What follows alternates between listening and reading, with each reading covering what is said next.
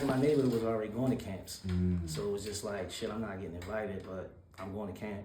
So it's something I could talk about, something I could bring back. Yeah. You know what I'm saying? So again, not knowing, but then again, that was a motivator. You know, my man was motivating me, and he, you know, we probably was thinking, well, we play against each other a lot now, but the whole time I'm like, you know, that's the measuring stick, and that's who else better to have as a measuring stick than somebody like that.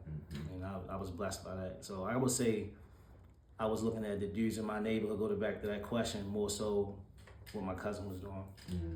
Yeah. Okay.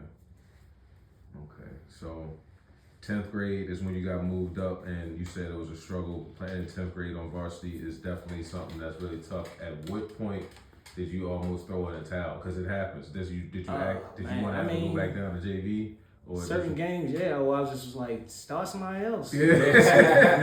Like, get tired before I come in out there, like, you know. But you know, towards the end of the year, I feel like because again, like, I'm playing with some seniors, and I feel like I'm letting them down.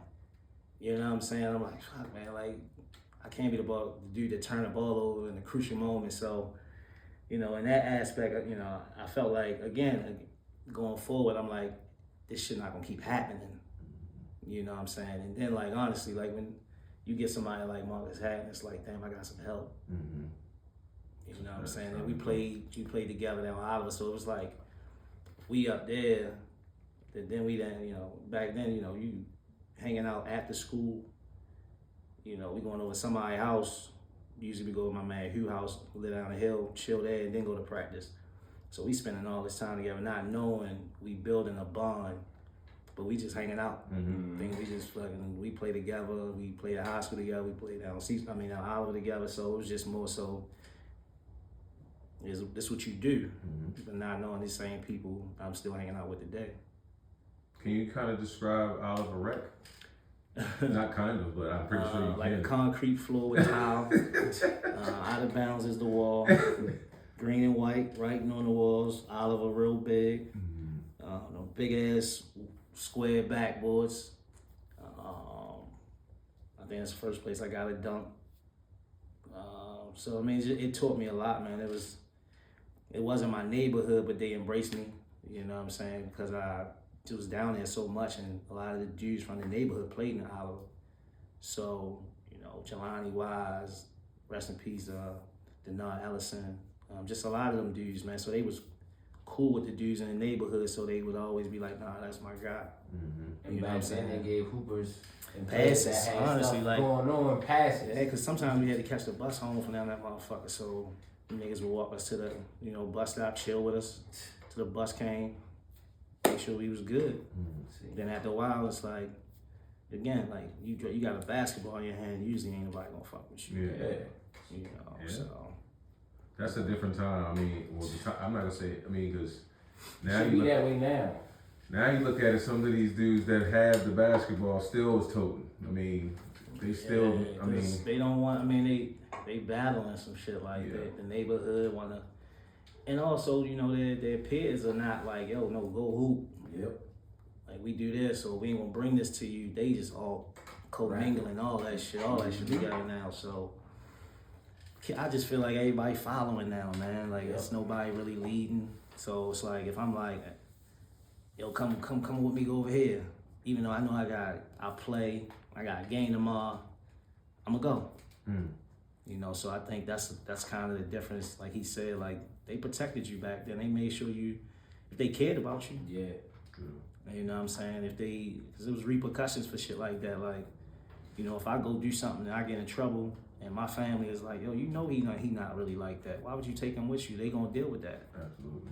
So I know for me, wasn't nobody doing that with me. So I was fortunate in that aspect. But yeah, man, it's tough for kids today, man, because the choices are limited, and a lot of times the choices that are glorified are the bad ones, the wrong ones. So.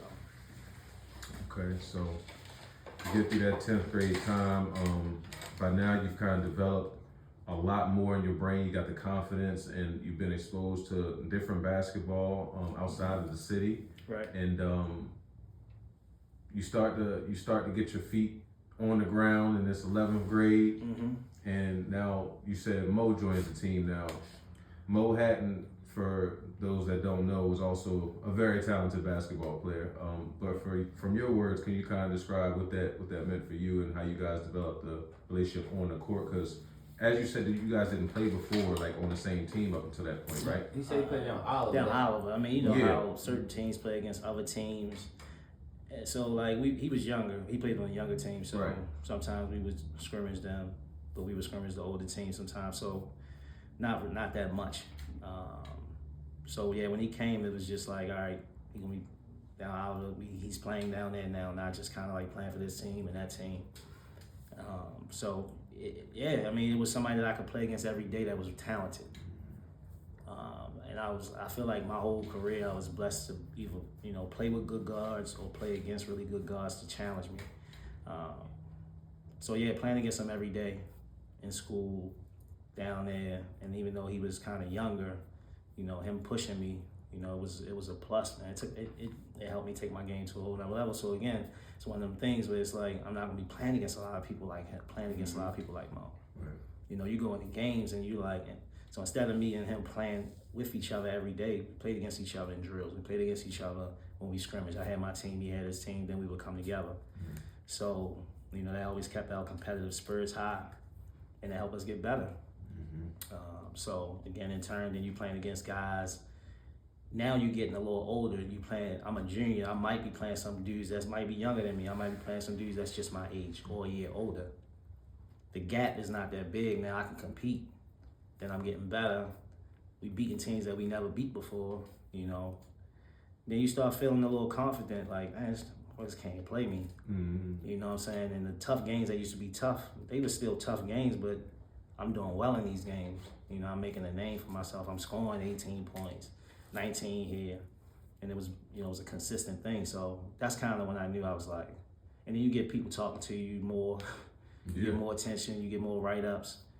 So, you start kind of being more confident, but I was around a person that just told you how bad you was all the time, Bucky. So he kept you humble.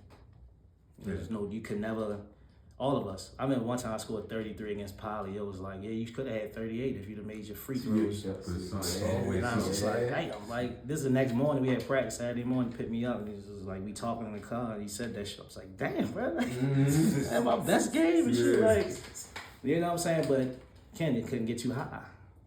You know what I'm saying? I'm looking at the paper like, fuck, man, there you go. Yeah. Next.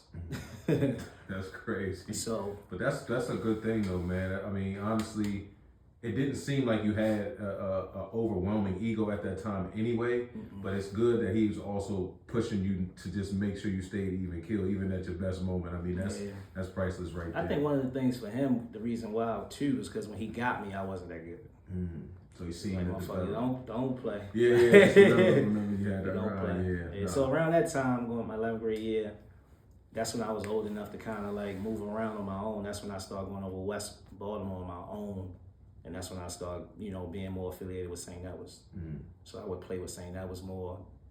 I would like follow their, they had like a summer league team, unlimited team. And I would just kind of go around with them and just sit on the bench, play some games, watch. Then go back to the gym. We worked out a lot. That's when me and Mike formed our bond. Mike grew up in the gym. He lived in that motherfucker with Pierre. Pierre, the gym is right across the street from my aunt's house. That's where Anton lived at. So summertimes and when I could drive, I just would go over there and just stay. Walk across the street. Mike there, Pierre there. Everybody from the neighborhood be there. So that's how I became like West Baltimore. So I would just kind of stay over there when I was older. It wasn't nothing that, I ain't go outside around my neighborhood anymore. I'm too old. So everything was about basketball. I was down Oliver. I was over there with them, St. Edwards. So basketball just became everything. Mm-hmm. My junior going, obviously. So that's when I really started getting better. Like Pierre was more of a guy that would be like, let's work out. Bucky more so, do these drills. We gonna coach. I'm gonna coach you a certain way. But Pierre kind of instilled the guard skills that I kind of need to take. Off. One-on-one, being smart with the ball. That's when I kind of started watching Anton a little bit more.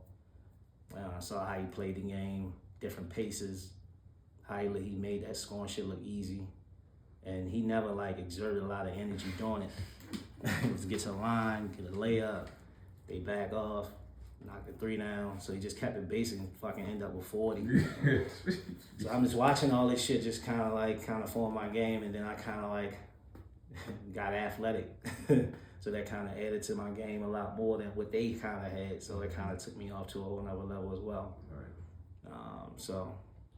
Yeah, and that's. I mean, it's funny because you kind of beat me to the question, but I was gonna ask you, what did you kind of change that got your development to another level? Like, was it more so the playing pickup, or was it the skill training? Which one? I think it was a mix of everything. So just playing. Period. Everything, playing, working out. You know, me and Mike, we would just hoop, bro, 1-on-1. Mm-hmm. Games be like at 12 at midnight, 12. Not because, again, like I'm over there. I'm over my aunt's house. Summertime. We might have games during the day, work out a little bit, and at night we just chilling. So it's like it's a gym. We are chilling in a gym on a stage in a like a room, TV, couch in there. Niggas coming in, coming out from the nighthood. Niggas drop in. Anton drop me. Are you good? I'm like, we chilling. Go in there, work out for an hour and a half. Go to my aunt's house, go to bed, come back over there next day, chill all day. Go to games. Anton might have a game. Me and Mike might say that was 17 under team might have a game. But I was kind of like, I would never, if Oliver had a game or a team in the same thing that St. That was playing, I would always play with Oliver. Always.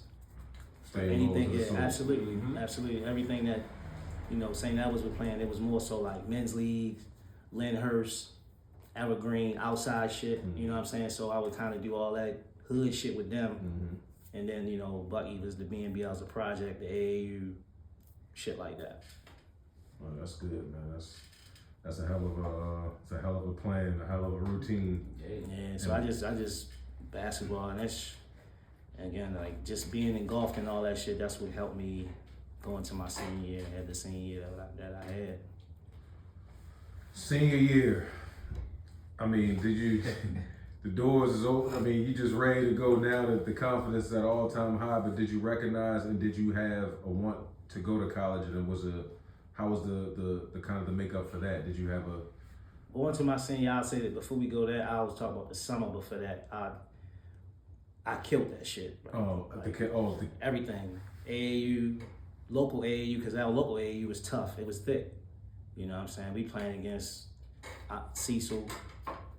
I think Bentlow had a team in it. So you had to win here to go away. So shit, playing here, that was it for me. I mean, that was how I'm gonna fuck everybody up. So that's when I kind of had my I had coming out parties when I was like my junior year. We beat Dunbar. That was the first time we ever beat Dunbar at Dunbar. So that was kind of like, all right. But that summer, everybody I played against, we either just went like this or I outplayed. So going into my senior year, that's when I was just like, and me and Mo played together. That previous year, that whole summer, that fall, we still was working out. So it was just like we kind of knew we was gonna be good, but we didn't know how good.